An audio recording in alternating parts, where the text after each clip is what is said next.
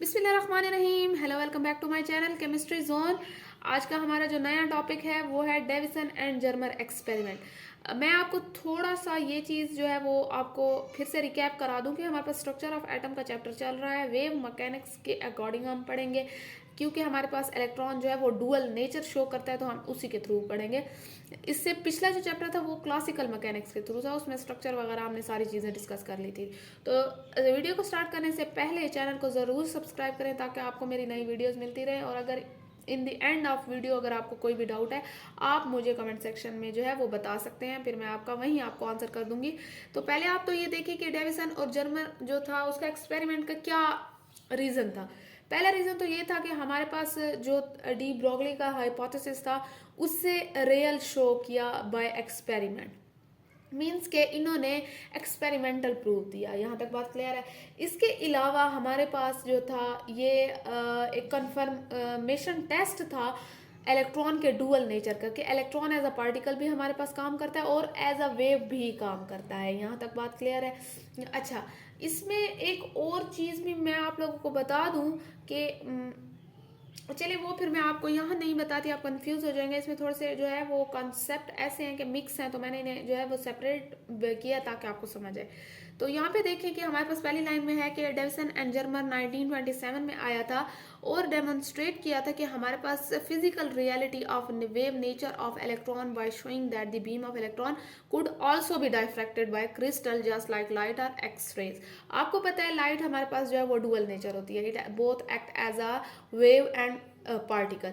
लेकिन हमारे पास यहाँ पे जो मेन मकसद ये था कि जर्मर और हमारे पास डेविसन ने ये कहा कि कोई भी इलेक्ट्रॉन है वो वेव नेचर शो करता है अगर किसी चीज़ के क्रिस्टल को, लाइक निकल का क्रिस्टल है, उसमें इलेक्ट्रॉन्स होंगे, उसके एटम होते हैं, उनके इलेक्ट्रॉन्स होते हैं, तो वो डाइफ्रैक्शन जो शो करते हैं उसमें हमारे पास जो है वो वेव नेचर को शो करते हैं।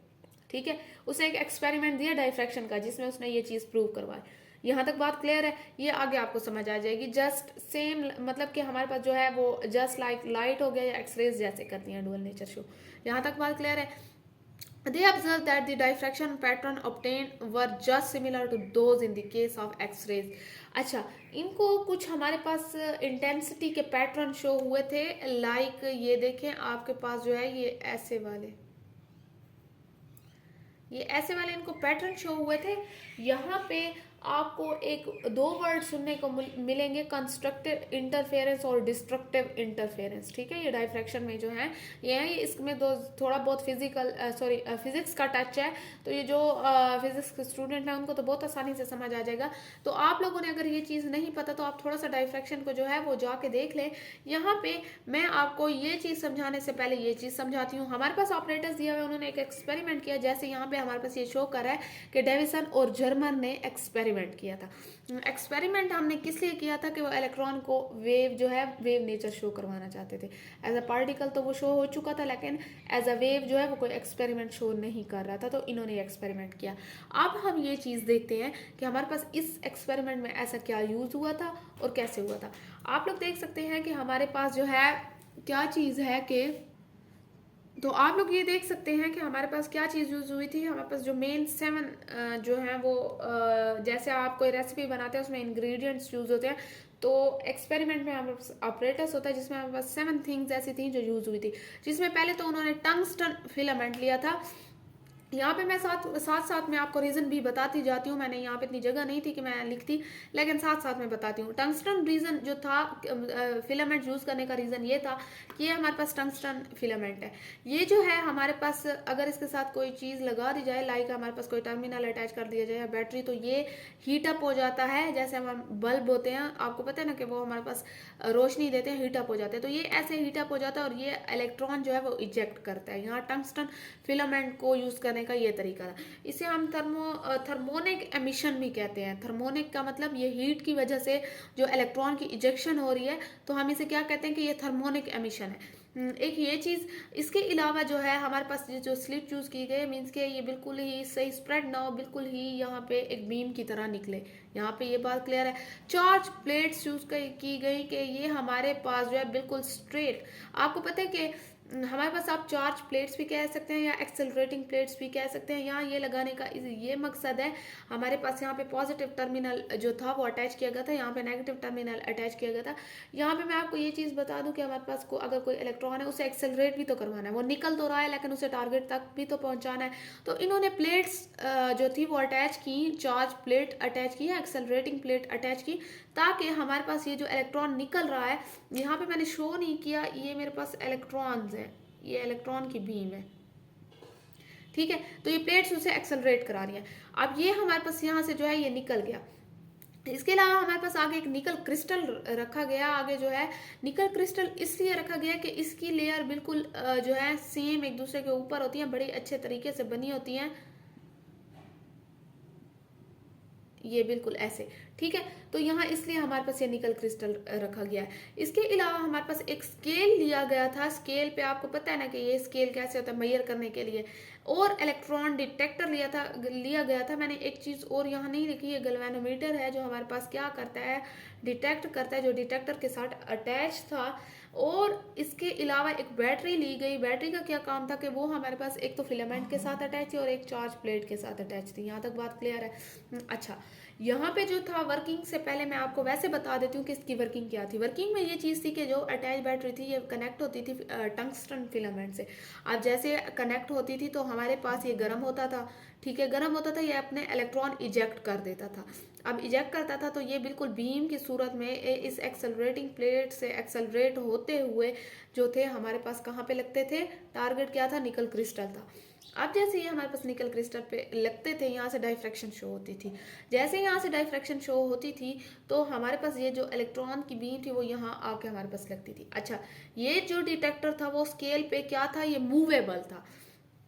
अब ये मूव करता था और ये देखता था कि हमारे पास कहाँ पे इलेक्ट्रॉन ज्यादा आ रहे हैं, ठीक है, इंटेंसिटी कहाँ पे इलेक्ट्रॉन की ज्यादा है। इसी के साथ एक गैल्वेनोमीटर जो है वो अटैच हुआ हुआ था। अब यहाँ पे जो था हमारे पास जैसे ये आ रहे थे तो यहाँ पे एक चीज थी कि हर जगह हमारे पास बराबर नहीं आ रहा था इलेक्ट्रॉन की एमिशन या डाइफ्रैक्शन। यहाँ पे रीजन क्या था कि यहाँ पे रीजन हमारे पास ये था कि कहीं पे इंटेंसिटी ज्यादा थी, कहीं पे इंटेंसिटी कम थी। फिर से वही बात है कि इंटेंसिटी कम ज्यादा क्यों थी। यहाँ बात आ गई कि जहाँ पे कंस्ट्रक्टिव इंटरफेरेंस हो रही थी डाइफ्रैक्शन में निकल क्रिस्टल के साथ, वहां पे इंटेंसिटी ज्यादा आ रही थी, और जहाँ पे डिस्ट्रक्टिव इंटरफेरेंस हो रही थी वहां पे कम आ रही थी, ठीक है। ये देखे ना, ये ऐसे हमारे पास कंस्ट्रक्टिव इंटरफेरेंस ये वाला। अब मैं वहाँ डिटेल में नहीं जाती, इतना टाइम नहीं है कि मैं यहाँ फिजिक्स समझाने भी बैठ जाऊँ, सही है। अब आप देखें कि मैं आपको इन द शॉर्ट बताती हूँ कि जहाँ पे कंस्ट्रक्टिव हो रही थी हमारे पास वहाँ पे इंटेंसिटी ज़्यादा आ रही थी। मीन्स कि एम्पलीट्यूड जो था वो दोनों वेव्स जो थी उनका एक दूसरे के अगर ऊपर आता तो वो ज़्यादा एम्पलीट्यूड हो जाता है, और अगर जो है वो डिस्ट्रक्टिव आ रही थी तो वो हमारे पास ऐसे। ये सिर्फ एक छोटा सा मैंने आपको कॉन्सेप्ट दिया है, बाकी अगर डिटेल देखना चाहते हैं तो आप जो है ये नेट पे सर्च कर सकते हैं। अब हमारे पास यहाँ कहाँ पे ज्यादा इंटेंसिटी आ रही थी, वो कहते हैं कि सिग्निफिकेंट इंटेंसिटी कब आ रही थी ऑफ इलेक्ट्रॉन के हमारे पास वोल्टेज। अच्छा, वोल्टेज भी चेंज किया गया। मैं आपको ये एक चीज़ बता दूं कि हमारे पास बैटरी का वोल्टेज चेंज करके भी देखा गया कि ऐसे कौन से वोल्टेज पे इलेक्ट्रॉन जो है वो ज़्यादा जो है यहाँ पे डिटेक्ट हो रहा है, तो वो ये वाला था। जब हमारे पास वोल्टेज 44 टू 68 के दरमियान रखा गया, एस्टिमेट 58 था हमारे पास, और अगर हमारे पास यहाँ रखा गया तो यहाँ हमारे पास क्या था कि इंटेंसिटी ज़्यादा आने लग गई, ठीक है। इस स्पेसिफिक जो था वोल्ट जो था पोटेंशियल डिफरेंस पे हमारे पास यहाँ पे इंटेंसिटी ज़्यादा नोट करने लग गया डिटेक्टर। यहाँ तक बात क्लियर है? अच्छा, इसके अलावा जो था यहाँ तो मैंने ये बता दिया कि पोटेंशियल डिफरेंस जो था हमारे पास इसके दरमियान। इसके अलावा जो था वो कहते हैं कि जो गैल्वेनोमीटर की डिफ्लेक्शन थी ना, वो हमारे पास जो था किस चीज़ पे शो हो रही थी, 50 के। ये हमारे पास एक होता है ये वाला थीटा, एक होता है फाई, तो ये दोनों में जो है वो फर्क है, नीचे मैंने लिखा भी है। तो हमारे पास ये 50 पे फाई जो था वो क्या हो रहा था, डिफ्लेक्शन शो कर रहा था। ये गैल्वेनोमीटर की शॉर्ट फॉर्म में ले लिखी है। तो ये यहाँ पे अगर ये तो आपके पास कंडीशंस आ रही थी तो आपके पास क्या चीज़ हो रही थी कि इंटेंसिटी ऑफ इलेक्ट्रॉन हाई आ रही थी। यहाँ तक बात क्लियर है। अच्छा, यहाँ से जो है ये थोड़े बहुत आपके कंसेप्ट क्लियर होते जाएंगे। आगे आप देखें, वर्किंग में मैंने यही लिखा कि they study the scattering of slow moving electron by the reflection from the surface of nickel crystal. They obtain the electron from heated filaments pass through the steam जो था of electron through charge plates, ये वाली, kept at a potential difference of V. आपके पास यही potential difference हमारे पास रखा गया, फिलामेंट से निकाला गया। द इलेक्ट्रॉन जो था, the electron when they fall upon the nickel crystal get diffracted. Nickel crystal पे डाइफ्रैक्शन शो की, ठीक है। The electrons detector measures the angle of diffraction on circular scale. इसने इसकी डाइफ्रैक्शन जो है वो नोट की। यहाँ पे आप लोग एक चीज समझें, मैंने छोटे छोटे से कंसेप्ट जो है वो आपको दिए। यहाँ पे एक होता है हमारे पास एंगल, एक होता है फाई, दोनों में जो है वो डिफरेंस है। यहाँ पे जो एंगल होता है वो क्या चीज है, angle of incident ray and atomic layer. Means के यहाँ पे मैंने एक छोटा सा वो बनाया, ये एंगल ऑफ इंसिडेंट है, ठीक है, और ये एटॉमिक लेयर है। कोई भी जो निकल क्रिस्टल है उसके जो है उसकी लेयर है, ठीक है। अब ये और ये हमारे पास, इनके दरमियान का एंगल हमारे पास क्या चीज है, थीटा है, मतलब जो हमारे पास इसका एंगल है यहाँ पे। लेकिन अगर मैं कहती हूँ कि मेरे पास फाई है, तो वो क्या होगा, वो भी same angle of incident ray and diffracted ray. Angle of incident ray and diffracted angle, तो ये वाली चीज जो है ना, ये वाली चीज, ये और ये क्या चीज है हमारे पास, ये फाई है। अच्छा, इसको जो है ये टोटल तो ये हो गया। अगर मैं इसमें दरमियान में ये लाइन वो करती हूँ जिसे हम नॉर्मल लाइन कहते हैं, अगर आप जो है ऐसे कुछ कर रहे हैं, ऐसे मीन्स कि ये आ रहा है उसके दरमियान ऐसे लाइन, तो this is called normal line. तो इसका एक हिस्सा जो है वो 5/2 हो गया, दूसरा भी जो है वो 5/2 हो गया। यहाँ तक बात क्लियर है। तो ये मेरे पास डिफरेंस है। अब आगे देखते हैं। यहाँ पे जो है आपको ये चीज समझने के लिए एक लॉ पढ़ना पड़ता है जो कहते हैं ब्रैग्स लॉ। तो वो पहले थोड़ा सा समझते हैं, उसके बाद जो है इसकी मैथमेटिकल जो है एक्सप्रेशन देखेंगे और हमारे पास इसकी कौन सी वेवलेंथ आ रही है लास्ट पे वो भी फाइंड करेंगे। हमें ऑलरेडी इस एक्सपेरिमेंट से ये पता चल गया था कि हमारे पास जो था वो पोटेंशियल डिफरेंस इतना था। एंगल का भी पता करेंगे, फाई का भी पता चल गया और वेवलेंथ का भी पता करेंगे। यहाँ तक बात क्लियर है। दो चीज़ें पता चल गई, दो चीज़ें हमने जो है वो फाइंड करनी है। क्या चीज़, एक एंगल फाइंड करना है और एक वेवलेंथ करनी है कि कौन से एंगल पे जो है हमारे पास। अब हमें ये पता चल गया कि ये डाइफ्रैक्शन जो है ये 50 एंगल पे शो कर रहा है, लेकिन हमें इस चीज़ का पता नहीं चल रहा कि ये मेरे पास कितना है, ठीक है, और वेवलेंथ कितनी है। तो ये चीज़ें आगे देखते हैं। मैंने बहुत ही शॉर्ट इस चीज़ को किया है ताकि आपको समझ आ जाए।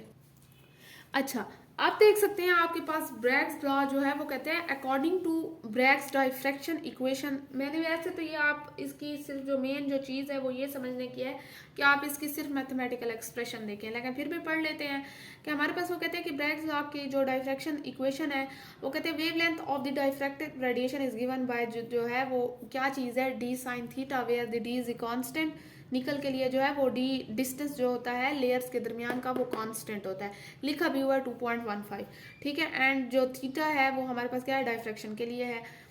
अब मेरी एक बात सुने कि हमारे पास ये ऊपर वाली चीज़ तो छोड़ ही दे, यहाँ पे जो मैथमेटिकल एक्सप्रेशन है आप इसको देखें कि ये हमारे पास क्या चीज़ है, 2d साइन थीटा एन हमारे पास, और ये हमारे पास क्या चीज़ है, लेमडा। ये डी जो था ये डिस्टेंस बिटवीन एटॉमिक लेयर है, मींस कि ये मेरे पास डी जो है एटॉमिक लेयर है। अब ये वाला जो है हमारे पास angle between incident ray and atomic layer, जैसे मैंने आपको बताया कि हमारे पास जो ये वाली चीज़ और ये वाली चीज़ डिफरेंस है बताइए। तो ये क्या चीज़ थी कि ये हमारे पास ये वाली चीज़ थी, ये जो चीज़ है एंगल। तो हमारे पास ये angle between incident wave and atomic layer, ये एटॉमिक लेयर ये इंसिडेंट वेव है। और हमारे पास इसे कहते हैं कि ऑर्डर ऑफ मैक्सिमा जो है ये हमारे पास है। ये आगे देखेंगे कि आप कैसे प्रूव करते हैं, ये 2, 3, 4 हो सकता है। यहाँ तक बात क्लियर है। अच्छा, अब आप डायग्राम देखें, मैंने ये निकल के क्रिस्टल्स बनाए हैं। अब मैंने यहाँ पे निकल के क्रिस्टल का क्या किया है कि मैंने ये, आप देख सकते हैं कि ये हमारे पास निकल का क्रिस्टल है, जैसे मैंने आपको बताया लेयर है, इनके दरमियान डिस्टेंस भी कांस्टेंट है। अब आप देखिए कि इंसिडेंट रे है, इसका ये एंगल है, ये फाई है, ये मैंने नॉर्मल लाइन लगाई है वैसे जैसे आपको बताया था कि डिवाइड किया है। ये हमारे पास डाइफ्रैक्टेड है। यहाँ तक बात क्लियर है। अब जो है आप एक चीज़ समझें कि हमारे पास क्या चीज़ है। अगर मैं इसको थोड़ा सा आपको नज़र, आई होप सो आ रहा हो, हाँ बिल्कुल आ रहा है। यहाँ पे मैंने दो चीज़ों का कंपैरिजन किया। हमने जो ये चीज़ लेके आए हैं ब्रैग लॉ, इससे हमें क्या फ़ायदा है कि हमने यहाँ से क्या चीज़ निकाली है, यहाँ से हमने एंगल निकाला है एक तो, ठीक है।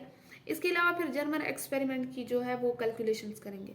अब आप ये देखें कि मेरे पास ये क्या चीज़ थी, ये एंगल था, ये फाई था, over 2 is equals to 90 degree. Means के ये वाली इक्वेशन लिखने से पहले मैं आपको ये बताऊं कि मेरे पास ये, और अगर मैं इस चीज़ को करूं तो मेरे पास क्या चीज़ होती है, ये 90 के इक्वल होता है, ठीक है। अब इसमें आप इसे देखें तो ये भी आ रहा है, और साथ में इसे भी प्लस करना पड़ेगा 5/2 को, तो ये भी आ रहा है। यहाँ तक बात क्लियर है। अगर मैं फिर इसके एज अ उसको देखती हूँ कि कितने पे ये बन रहा है, तो मेरे पास ये 50 पे बन रहा है। तो इसको जब डिवाइड करेंगे ये मेरे पास क्या आएगा, 25, ठीक है। 25 इस साइड पे आएगा, नेगेटिव हो जाएगा, माइनस हो जाएगा, तो मेरे पास ये 65 आ जाएगा। यहाँ तक बात क्लियर है। अच्छा, यहाँ पे एक तो ब्रैग लॉ का ये था, बाकी ब्रैग लॉ जो था वो भी डाइफ्रैक्शन शो कर रहा था, और वो भी निकल क्रिस्टल के लिए कर रहा था। तो इसीलिए यहाँ पे मैंने इसे डिस्कस जो किया है। बहुत सी वीडियोस में जो है वो डिस्कस नहीं हुआ, नहीं किया, क्योंकि यहाँ पे हमारे पास मेन मैं ये चीज़ निकाल सकती हूँ, ठीक है। मैं ये चीज़ जो है वो डायरेक्ट निकाल सकती हूँ, लेकिन यहाँ पे ये समझाने का मतलब ये था कि आपको इतना समझ आए कि हमारे पास ये चीज़ क्यों हो रही है। वो भी तो निकल क्रिस्टल पे डाइफ्रैक्शन कर रहा था ना, तो इसने मेन निकल क्रिस्टल को निकाल के दिखा दिया, ठीक है। ये आप कुछ बच्चे जो है वो कंफ्यूज हो जाएंगे, लेकिन आप जो है बहुत ही ये ज़रूरी है, क्योंकि आपको ये देखिए बहुत ही अच्छे तरीके से ये चीज़ डिस्कस करके बता दी, एंगल, हर चीज़, ईच एंड एवरीथिंग।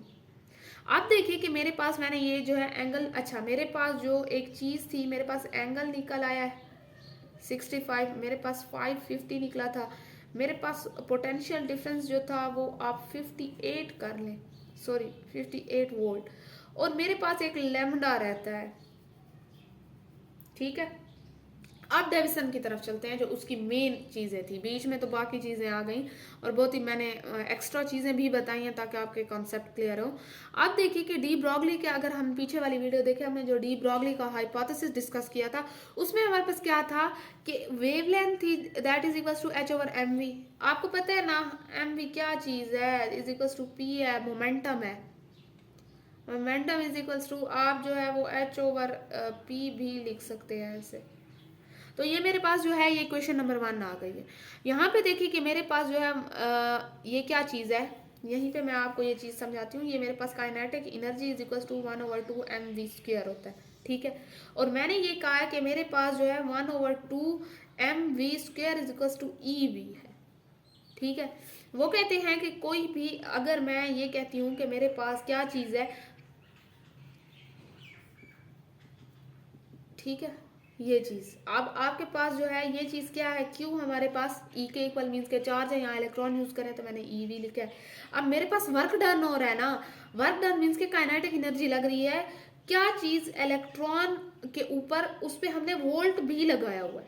चलें, इसको, ये बहुत मुश्किल चीज़ है, इसे छोड़ दें अगर आपको समझ ना आए या कंफ्यूज हो। यहीं पे डायरेक्ट आए कि मेरे पास जो 1/mv² होता है वो ई वी के इक्वल होता है, बस इतनी चीज़ समझ लें। अब जो है मैं क्या करती हूँ, ये वाला 2 यहाँ पे लेके आती हूँ, तो मेरे पास क्या हो जाएगा, 2ev हो जाएगा। अब जो है मैं क्या चीज़ करती हूँ, मैंने यहाँ पे इसका स्क्वायर ख़त्म करना है, तो ऑटोमेटिकली मुझे इस पर भी लेना पड़ेगा।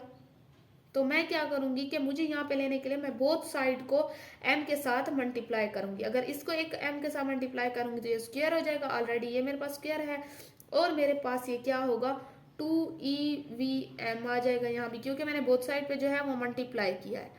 अब जब मैंने मल्टीप्लाई किया है तो मैं इनको कट कर सकती हूँ, और इसके ऊपर भी क्या आ गया, स्क्वायर रूट आ गया, तो ऑटोमेटिकली मेरे पास ये कट हो गया और यहाँ पे स्क्वायर रूट आ गया, ठीक है। अब मैंने क्या चीज़ किया कि जो मेरे पास ये वाली वैल्यू थी लैम्डा की, मैंने वो पुट कर दिया इक्वेशन, सॉरी, जो मेरे पास mv की ये वैल्यू थी, ये वाली चीज़ जो है मैंने इस चीज़ में पुट कर दी। मेरे पास इस mv की जो है वो वैल्यू आ चुकी है ये।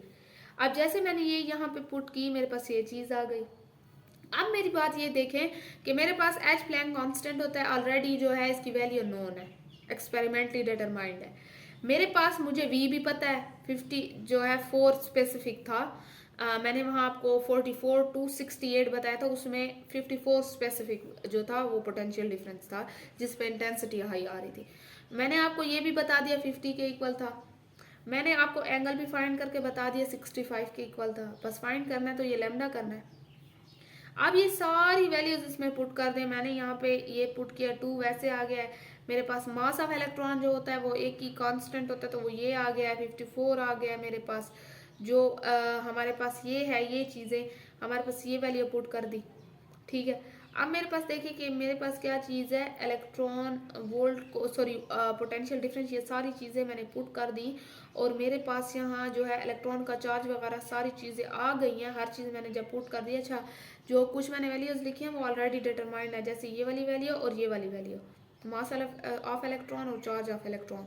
ठीक है, तो मेरे पास ये मीटर में आ गई। आपको पता है 10⁻⁻10 मीटर वो एक एंगस्ट्रॉम के इक्वल होता है, तो ये एंगस्ट्रॉम में मेरे पास आ गई। यहाँ पे ये एक्सपेरिमेंटली डिटरमाइन था, हो गया था कि हमारे पास यहाँ पे वेव लेंथ आ रही है तो वेव की आती है। इन दी एंड आप तो कहेंगे ना कि हमें इससे क्या चीज़ मिली है, इतना जो हमने पढ़ लिया इससे क्या। तो यहाँ पे हम क्या चीज़ एक्सपेरिमेंटली डिटरमाइन कर रहे थे, wave length, sorry wave nature. तो मेरे पास ये चीज़ आ गई है ना, क्या चीज़ आ गई है, हमारे पास वेवलेंथ आ गई है। मीन्स के ये हमारे पास एज अ वेव भी काम कर रहा है। तो this is true that the electron act both as wave and particle. ठीक है, यहाँ तक बात समझ आ गई। आई होप सो आपको ये चीज़ें समझ आ गई हों। इसके अलावा इस टॉपिक में ऐसा कुछ मैंने डाला नहीं है क्योंकि मुझे लगता था कि ये बहुत ही कंफ्यूजिंग हो जाएगा। ये थोड़ा सा जो था वो ट्रिकी था, इसलिए मैंने हर चीज़ को अलग अलग किया है। तो आप अगर जो है, मैं ये कहूँगी कि आपको अगर जो चीज़ों की समझ नहीं आई आप मुझे कमेंट सेक्शन में बताएं। और ये वाला टॉपिक यहीं पे ख़त्म होता है। इंशाल्लाह अगली वीडियो में मिलेंगे।